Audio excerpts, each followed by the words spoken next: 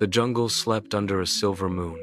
Stars shimmered through the canopy, and the river whispered secrets as it carried driftwood, fallen leaves, and sometimes stranger things.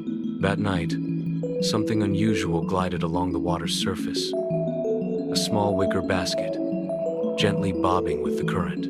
Within it lay a human child, swaddled in cloth, his tiny fists curled tightly, as if even in sleep he fought to survive. The river carried the basket deeper into the wilderness until it brushed against the muddy banks where a lone wolf, Raksha, padded silently. Her amber eyes caught the movement, ears twitching at the faint sound of whimpering. Approaching cautiously, she lowered her head, sniffed, and then nudged the basket with her nose. When the blanket shifted, revealing a baby's round face, her wild heart softened. Raksha had birthed many pups before. She knew the fragility of new life, yet this creature was no wolf. Still, something stirred in her, a protective instinct beyond species. She lifted the infant carefully by his cloth wrappings and carried him back to her den, where her mate, Rama, and their cubs awaited. The cubs gathered close, sniffing curiously.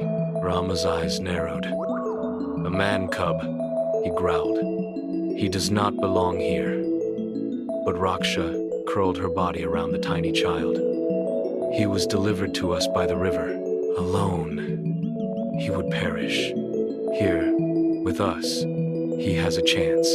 The pack debated deep into the night. Yet, when dawn broke, the decision was made. The wolves embraced him as their own. They named him Mowgli, the little frog, for his hairless skin and lively wriggles. From that moment on, the jungle had a new son. Mowgli grew quickly, his bare feet toughened by the earth, his laughter echoing through the trees. He ran alongside his wolf brothers, leapt over roots, and learned to howl at the moon. Though different in form, his spirit was wild as theirs. Still, Mowgli needed more than the wolves could teach. That was when Bagheera, the sleek black panther, began to watch over him. Bagheera, born in captivity but freed into the jungle, understood both man and beast. He saw promise in the boy's eyes, a cleverness beyond instinct. One evening, as Mowgli struggled to climb a tree after a monkey, Bagheera leapt gracefully to a branch above.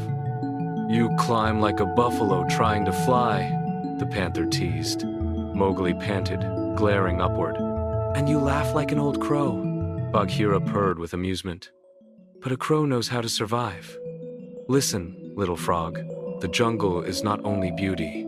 It is claws, teeth, and silence. To live, you must be faster, quieter, sharper. Watch me." From that day, Bagheera became his shadow, teaching him to move unseen, to sense danger in the rustle of leaves, to respect the balance of predator and prey. Baloo, the bear, a mountain, entered Mowgli's life. He was patient, slow, and full of simple wisdom. "Take only what you need, boy," Baloo often said, swatting away fruit as Mowgli tried to gather armfuls. The jungle gives enough for all. Greed is the quickest way to hunger. Baloo's lessons were softer, but just as vital. He taught Mowgli the songs of bees, the strength of honey, and the safety of riverside caves.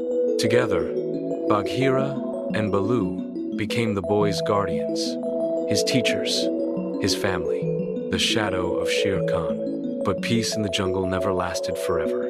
Whispers began to drift among the herds and flocks. Shere Khan had returned. The tiger was feared by all, not merely for his strength, but for his hatred. His body bore scars from past hunts gone wrong, some say inflicted by men. His golden eyes burned with vengeance. To Shere Khan, man was a plague, and Mowgli, though still a boy, was no exception. The first time Mowgli heard the tiger's roar, it rattled through the trees like thunder. Birds erupted from the canopy. Wolves crouched low, ears flat. Even Baloo froze mid-step. "That sound," Baloo muttered grimly, "means death walks again." Mowgli's curiosity sparked. "Why does he hate me? I've done nothing to him."